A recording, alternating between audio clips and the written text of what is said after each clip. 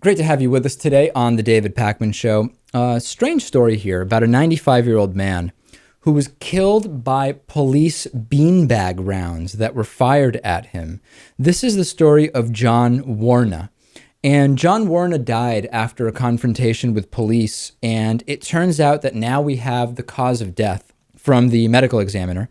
And the cause of death is bleeding in the stomach area from the blunt force trauma of the abdomen after he was shot with a beanbag gun. Now, at first glance, you would say, why was it necessary to try to subdue a 95-year-old man in this way? I'll tell you the story, and then we'll see if we can make sense out of it. Warna was wielding a 12-inch blade and a cane. He was shocked with a taser and then hit with beanbag rounds by police.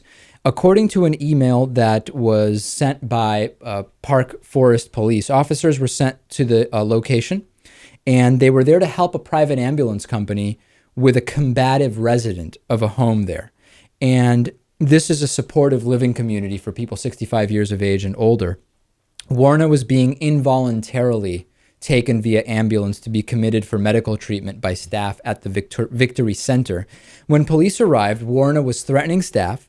He had this metal cane. He also had a 2-foot metal shoehorn. Police yelled at him to drop the cane and the shoehorn. He didn't do that. He also then picked up a 12-inch butcher-type kitchen knife. Now, at this point, I already have questions, which is he has two hands. He's got the cane and he has the shoehorn, and then he refuses to drop those and picks up a 12-inch butcher knife. Okay, I mean, I guess maybe there's something in the story, some kind of key detail that's missing. It doesn't fully add up. Maybe he's holding two of them with one hand. Remember, he's 95 years old, so I don't know in what kind of shape he was in, but apparently then he's holding three potentially dangerous items. Police continue to tell him to drop the items and surrender. They eventually use a taser on him. The taser failed to subdue him. He continued to threaten others, and then they fired the beanbag rounds at him. He was conscious and talking to officers while being transported. He ended up dying there at the hospital. This is one of those cases to me that it's kind of like it's very hard to believe there was not an alternative way to subdue a 95-year-old man. Oh, yeah. I can't imagine. I mean, what is it that that your dad has talked about that they do with some psych patients? A bunch of people just grab a big mattress and kind of pin you against the wall with it, Right. or something of that sort. What you have here are police officers who, despite taking the job, are unwilling to actually put themselves in harm's way.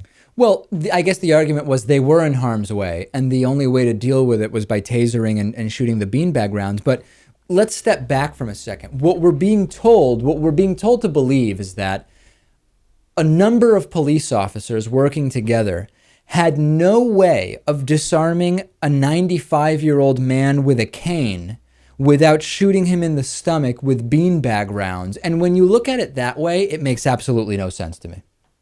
Of course. Now, the story says that the taser did not subdue him. That's also interesting. Yeah, either this is the baddest 95-year-old on the planet, Yeah. or I don't know, or there was some negligence there or incompetence with using the taser. But I mean, we know that a taser alone could kill someone whose heart might not be in the best shape.